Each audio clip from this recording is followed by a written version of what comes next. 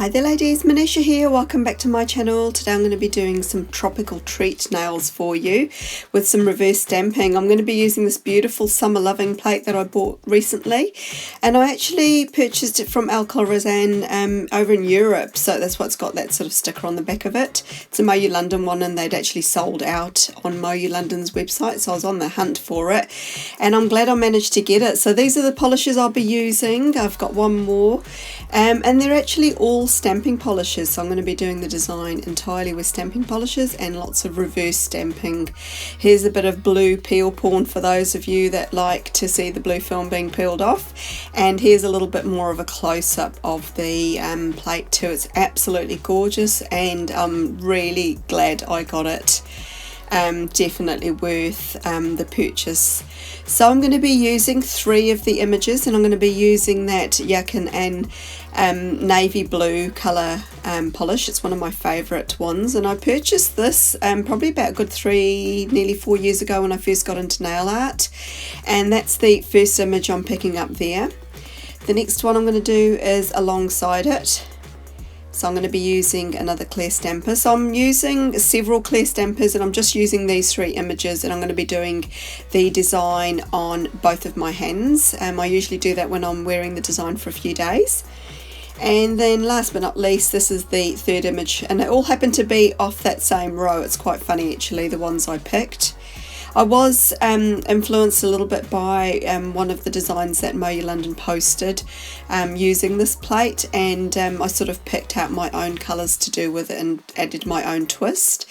So first up, I'm going to be using that beautiful duochrome stamping polish, and I've forgotten the name of it. We'll have them all listed for you down below, but I'm going to be using that just to add some colour to some of the leaves on the plate. So I'm just using the polish straight out of the bottle, but when I get to any sort of fine detail ones, I do actually just pull out my fine detail brush, and yeah, so then I can actually get into the corners and things like this. For example, this leaf here, there were sort of pointy parts to the leaf where the polish brush itself wasn't going to get right there, so I've just pulled out my fine detail brush, and I'm just colouring in, you know, getting right into the edges there. Now I do have to be a little bit generous with this, and I do go over it again later on, and I don't show it on camera because this polish can be a little bit on the sheerer side, but if you just sort of put a thicker coat on, it's not too bad.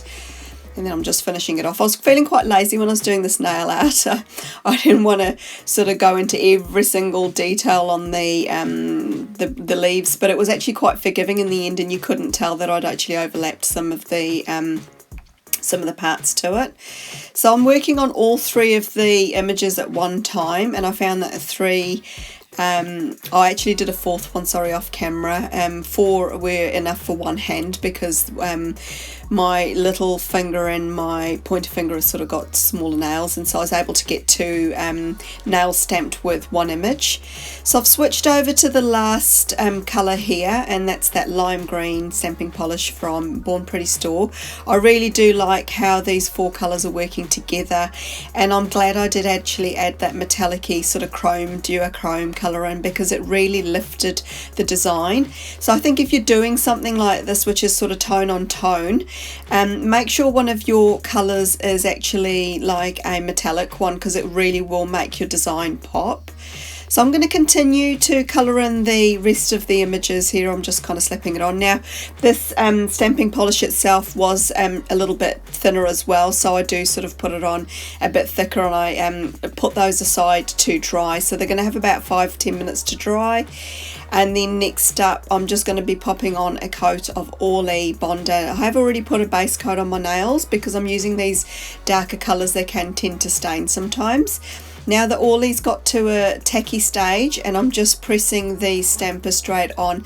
Now the other way you could do this is add a coat of one of the polishes as your base coat, and I probably should have done that in hindsight. The you know, the mani didn't end up lasting as long as I wanted it to. I found a couple of bits that ended up chipping off. I don't know whether it's because the polish was a bit thick or my application wasn't the best. But anyway, I managed to get about 4 days out of it, but I was really pleased with it. I really didn't want to take it off, to be honest with you. I just loved how it turned out. But anyway, I'm going to continue to stamp those images onto my nails.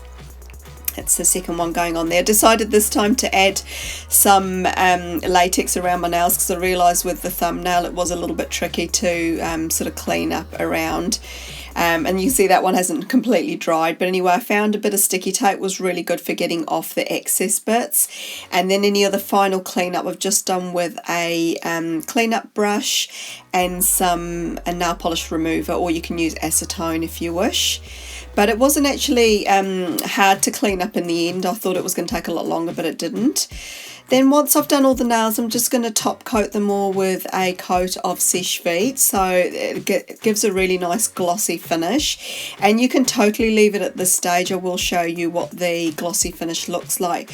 But you know me, I'm going to add my own twist to it, and I'm going to actually finish off with a matte top coat like I seem to be doing with a lot of my designs lately. I hope you ladies don't mind, but I really do love a matte finish on my designs, especially when I've used a metallic. I just feel like it just sort of shows the design off better, and for some reason it just gives a really nice look. But anyway, that's the glossy stage there, and I'm going to be popping on a coat of Moyou once all the nails have dried.